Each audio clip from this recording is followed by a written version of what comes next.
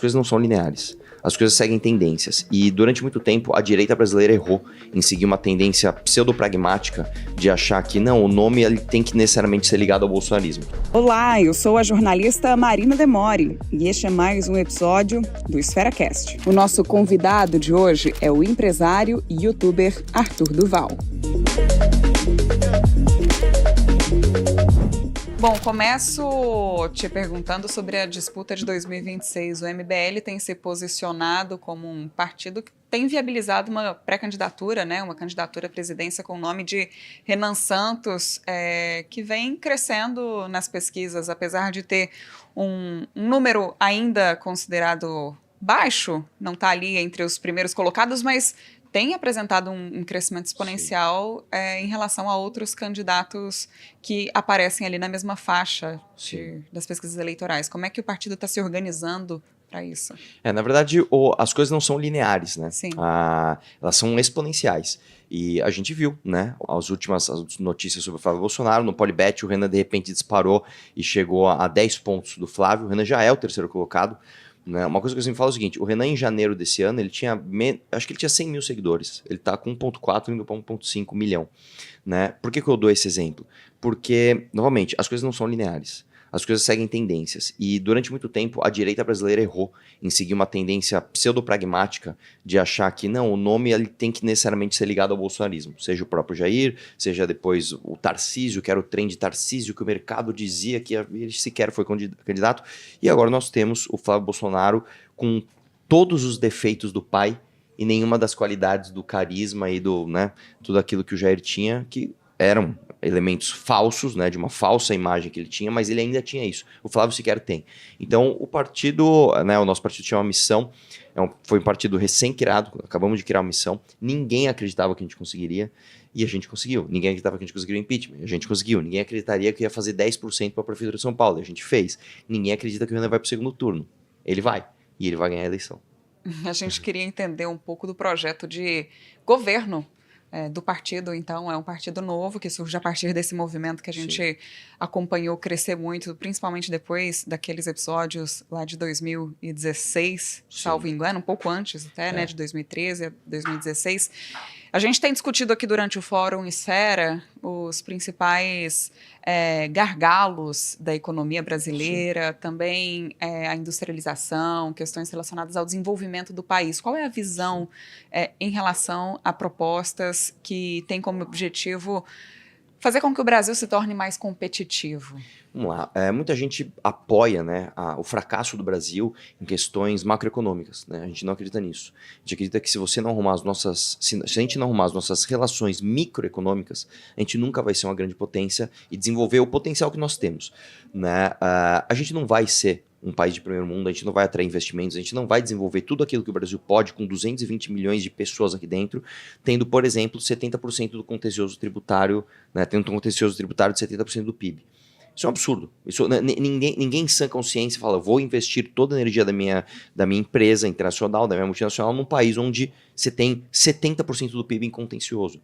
Eu não vou investir num país onde você tem mais de 90% de todas as ações trabalhistas. Então, a nossa proposta é uma proposta que, a princípio, ela soa impopular. Mas se você der uma segunda, é isso que tem que ser feito. Por exemplo, um desafio que o Renan tem feito para todos os presidenciáveis é: vamos desvincular o BPC do salário mínimo? Vamos falar a verdade aqui? Vamos falar que não dá para você, né, manter isso daí? Vamos fazer uma segunda reforma da Previdência? Porque isso é impopular, isso é difícil de falar. Então ninguém fala. O Flávio agora está fazendo justamente o contrário. Ele está prometendo que não vai mexer nisso e que ainda vai criar um auxílio a mais do Bolsa Família. Então a gente faz um compromisso aqui. Vamos assinar em cartório que você não vai fazer isso? Porque o próximo presidente não vai conseguir sequer cumprir o orçamento, né, se ele não fizer reformas. Não tem como, é impossível. Mais de 100% do orçamento do próximo mandato está comprometido com gastos obrigatórios. Como é que você vai fazer para manter isso? Você vai ter que mexer, senão você está cometendo crime de responsabilidade. Então, é muito triste a gente ver que um país que já sofre tanto com o populismo do PT cai nessa mesma falácia à direita. Acha que ser de direita é falar de não reformar a Previdência, falar de da impossibilidade agora da gente impedir a escala 6x1.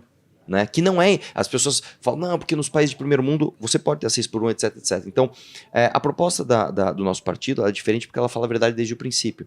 Isso é muito importante deixar claro. O MBL, quando surgiu para pedir impeachment da Dilma, né, depois que a Dilma caiu, o MBL continuou apoiando reformas que muitas vezes foram impopulares, mas foram necessárias. Num governo de 3% de aprovação que era do Temer, nós falamos que tinha que ter teto de gastos, nós falamos que tinha que ter reforma trabalhista, nós falamos que tinha que ter reforma da Previdência, quando o Eduardo e o Jair Bolsonaro falavam que sequer tinha déficit. Um discurso semelhante ao do PSOL. Portanto, a nossa proposta, e eu diria para você que é o único partido à direita que tem proposta, é uma proposta que fala a verdade independente da popularidade delas. Agora, a gente sabe que o Missão ainda é um partido novo, que não tem representatividade no Congresso Nacional, por exemplo. Esse também é um foco para 2026? Na verdade, o Kim Kataguiri, né, que é o melhor deputado do Brasil, é o deputado mais produtivo objetivamente, inclusive pela análise do Congresso em Foco. Ele já é do Partido Missão, mas é a primeira eleição que a gente vai disputar. Né? Então, quantos deputados a gente vai fazer? Não sei. Eu posso te falar o seguinte, em 2018, quando a gente tinha Já tem candidato para todos os estados? Temos chapas em todos os estados. Eu viajei o Brasil inteiro esse ano para montar essas chapas e ainda continuo viajando. Agora, o fato é o seguinte, em 2018, quando a gente compara, por exemplo, com o Partido Novo, que era um partido, com todo respeito ao João Amoedo, que não tinha metade do carisma e a militância que a gente tem, no auge do bolsonarismo, eles fizeram 8 deputados federais, né? Como que será que a Missão vai se comportar? O Renan já está batendo 7% em algumas pesquisas. Nós temos militâncias ativas em todos os estados. Eu diria para você que 99% dos municípios do Brasil tem uma pessoa que acompanha o MBL, que é militante do MBL, que vai se tornar militante da Missão para esse ano. Então, o que será que o destino nos reserva? Eu não sei, mas eu estou bastante otimista. Vamos para o nosso minuto final? Bom, que rápido. Muito rápido, o tempo voa aqui nessa mesa. Vou acionar o cronômetro e te fazer, então, as nossas perguntas de bate-pronto. Tá bom. Vamos lá. O tempo está valendo. A primeira pergunta é: qual pauta precisa ser o centro do debate nas eleições de 2026? Eu acho que segurança pública, lembrando que segurança pública não se resolve sem resolver a economia. Qual pauta deveria unir o Brasil em prol do crescimento do país? Eu acho que abrir mão de ideologia barata e populismo, né? As pessoas, infelizmente, sempre se apoiam ou em alguma ideologia que não tem provação na realidade, ou em algum populismo de pessoas que sequer refletem sobre isso. Para você, qual mudança imediata colocaria o Brasil em outro patamar de competitividade global? Reforma das leis trabalhistas urgentemente. Qual a sua maior preocupação em relação ao futuro do Brasil? A própria incerteza que a gente vive. O Brasil é um país incerto para tudo. O passado no Brasil é incerto. Existem decisões judiciais que mudam decisões anteriores e muda todo o entendimento da empresa. Então, eu diria para você que a incerteza do que vai acontecer no Brasil é o pior sintoma. 5 segundos para as considerações finais. Muito obrigado pelo convite e obrigado pelas perguntas. Muito obrigada por acompanhar mais um episódio do EsferaCast. Não se esqueça de nos seguir neste e em outros canais. Os links estão aqui na descrição. Até a próxima. Eu sou a Carol e se você gostou do vídeo, não se esqueça de deixar o like e se inscrever no canal. Te vejo no próximo vídeo.